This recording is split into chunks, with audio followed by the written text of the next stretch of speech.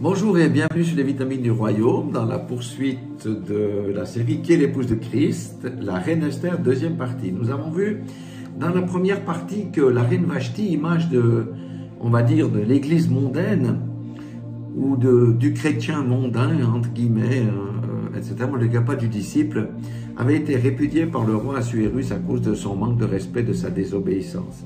Donc à la suite de cela, le roi avait mandaté des commissaires pour parcourir les 127 provinces de son immense royaume pour amener à Suse, la capitale, dans la maison des femmes, toutes les jeunes filles vierges, mais belles de figure, parce qu'il allait choisir sa reine en remplacement de Vashti. Maintenant, nous allons nous attacher à décortiquer les personnages importants de cette affaire. Dans cette deuxième vidéo, nous allons surtout parler de Mardoché et de Hégai, l'eunuque en charge de la préparation des femmes et responsable de la maison des femmes sous le roi Assuérus. Alors, Mardoché, qui était Mardoché? Premièrement, Mardoché était un fils de Kis, ça veut dire un descendant de Saül. Alléluia. Ceci est très important parce que Aman, l'ennemi, qu'on va voir plus tard, était un descendant du roi Agag. Le roi Agag était un roi amalécite qui avait combattu le roi Saül et que Samuel l'avait taillé en pièces. Parce que Saül n'avait pas eu le courage.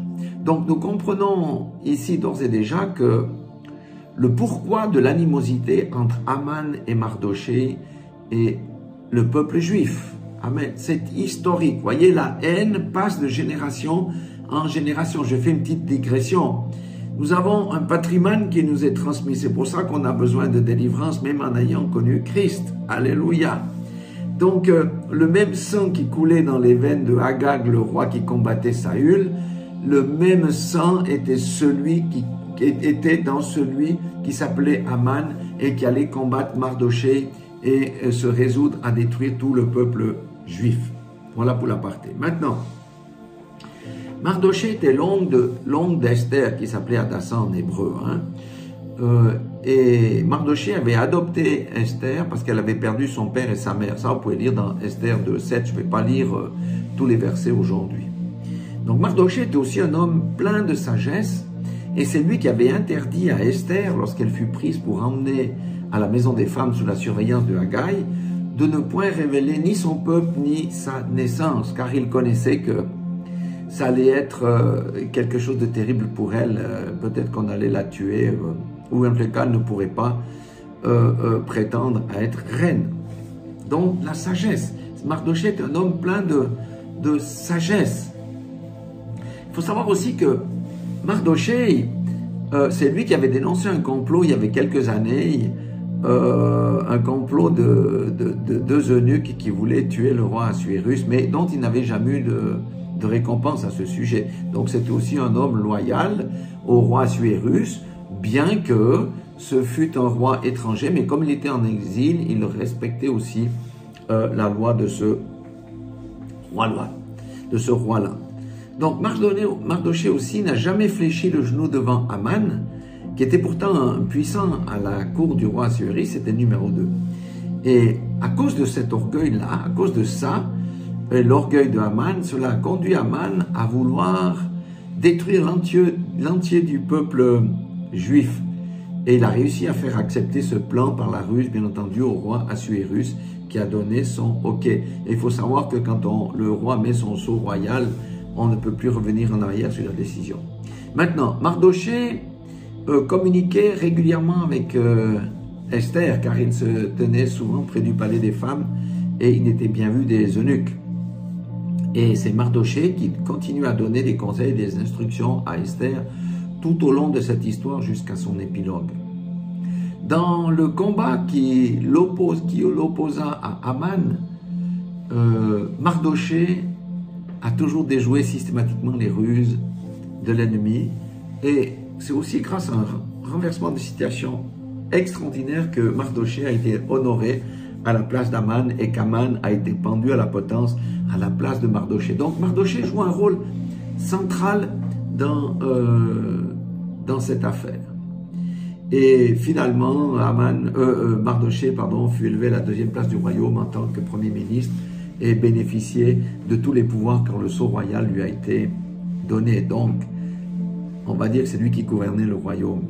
Alors, rappelez-vous qu'on cherche toujours l'arrière-plan spirituel. Spirituellement, Mardochée représente qui? Représente l'équivalent du Saint-Esprit pour l'épouse de Christ, l'équivalent du Saint-Esprit pour nous. Mardochée n'a jamais été très loin d'Esther. Le Saint-Esprit est présent en nous. C'est Mardochée qui a assisté Esther, c'est le Saint-Esprit qui assiste l'épouse de Christ qui marche à ses côtés. Mais ça, c'est vraiment glorieux. Deuxième point, Mardochée donna des conseils, des ordres et des instructions à Esther. Ainsi en est-il pour l'épouse de Christ qui écoute et applique les conseils et les ordres du Saint-Esprit comme Esther l'a fait vis-à-vis de Mardochée. Amen. Mardochée n'a jamais craint Aman, ainsi l'épouse de Christ n'a pas à craindre l'ennemi car le Saint-Esprit sait déjouer toutes ses ruses. Amen. Alléluia. Voilà qui était réconfortant pour nous. Le Saint-Esprit sait aussi convaincre, quatrième point, lorsque la chair fait obstacle à la volonté de Dieu, tout comme Mardochée a convaincu Esther. Nous lisons ça dans Esther 4.13, c'est un des rares versets que je vais lire aujourd'hui. Lorsqu'elle fut très effrayée par la nouvelle de la destruction planifiée du peuple juif, Mardochée fit répondre à Esther: ne t'imagine pas que tu échapperas seul d'entre tous les Juifs parce que tu es dans la maison du roi. Car si tu te tais maintenant, le secours et la délivrance surgiront d'autre part pour les Juifs, et toi et la maison de ton père vous périrez. Et qui sait si ce n'est pas pour un temps comme celui-ci que tu es parvenu à la royauté. Voyez, le Saint-Esprit l'a fortifié en disant maintenant tu vas devoir aller devant le roi et parler. Tu vas devoir dire que tu es juive, tu vas devoir lui dire que Aman est un méchant, alors qu'Aman était à la deuxième place du royaume. Mais Esther avait peur. Vous voyez, mais nous aussi on peut avoir peur certaines fois, mais le Saint-Esprit nous remplit de courage.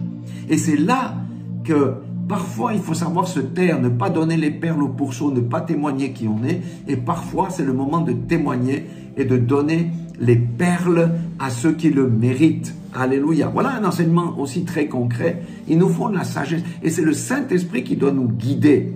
Et si nous avons l'écoute du Saint-Esprit, eh bien nous saurons parler quand il faut parler et nous saurons nous taire quand il faut nous taire. Parce que vous voyez, l'épouse de Christ à l'image d'Esther aura des moments de doute, des moments où la chair va se rebiffer. Mais si elle écoute le Saint-Esprit, elle rentrera dans sa destinée glorieuse, les noces de l'agneau et ensuite le règne avec son époux pour les siècles des siècles. Amen. Donc nous comprenons donc ici, pour l'épouse de Christ, pour tous ceux qui se réclament de l'épouse de Christ, de la communion intime avec le Saint-Esprit. L'épouse de Christ doit développer cette communion intime, autrement elle va être ballottée. L'épouse de Christ accepte la tutelle du Saint-Esprit comme Esther a accepté la tutelle de Mardochée. L'épouse de Christ est obéissante à la voix du Saint-Esprit, tout comme Esther le fut. Alléluia. C'est à cause de cela qu'elle fut élevée, mais c'est aussi parce que Vashti n'a pas voulu se soumettre qu'elle a été destituée. Il faut savoir quelle épouse on veut être, une épouse mondaine ou l'épouse spirituelle. Alléluia. Deuxième personnage, j'ai dit qu'on allait parler aujourd'hui, c'est Hégai, l'eunuque. Alléluia. Hégai était l'eunuque du roi, le gardien des femmes, en l'occurrence des concubines du roi Assuérus.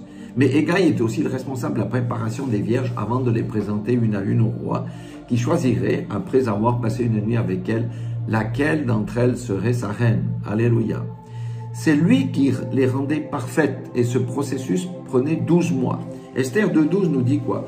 Chaque jeune fille allait à son tour vers le roi Assuérus après avoir employé 12 mois à s'acquitter de ce qui était prescrit aux femmes. Pendant ce temps, elles prenaient soin de leur toilette, 6 mois avec de l'huile et de la myrrhe et 6 mois avec des aromates et des parfums en usage parmi les femmes. Donc, il s'agissait de préparer l'épouse de Christ sans tache, ni ride, ni rien de semblable. Alléluia. Et c'est seulement après qu'elle pouvait aller dans les noces avec le roi. Alléluia. Alors donc, qui représente Hégai? Alors d'abord, comme on l'a compris, c'est un eunuque. Il jouissait donc de la pleine confiance du roi, sachant que cet eunuque ne pourrait ni faire de mal, ni abuser une seule de ses concubines ou des vierges qu'il préparait pour le roi. Il était un eunuque. Ça veut dire quoi? Hégaï représente les serviteurs et les servantes de Dieu, ayant vaincu la chair, ayant un cœur pur et qui ont pour mission de préparer l'épouse de Christ pour son retour et les noces de l'agneau. Ce sont ceux que Dieu a mandatés et qualifiés pour ce travail.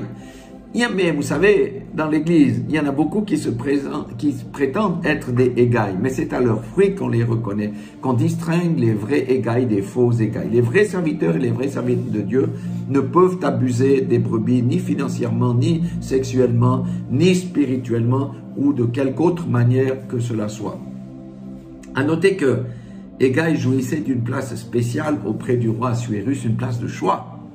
Ainsi en est-il des véritables serviteurs et servantes de Dieu qui œuvrent à l'édification du corps de Christ et à la préparation de l'épouse glorieuse que le Seigneur viendra chercher, cette épouse sans tache ni ride ni rien de semblable, selon Éphésiens 5, 27. C'est pourquoi il est bon pour l'épouse de Christ de savoir à qui se fier, à qui se confier, à qui faire confiance, car dans l'Église se trouvent aussi des loups ravisseurs. Donc voilà ce qu'on peut déjà tirer de cette deuxième partie.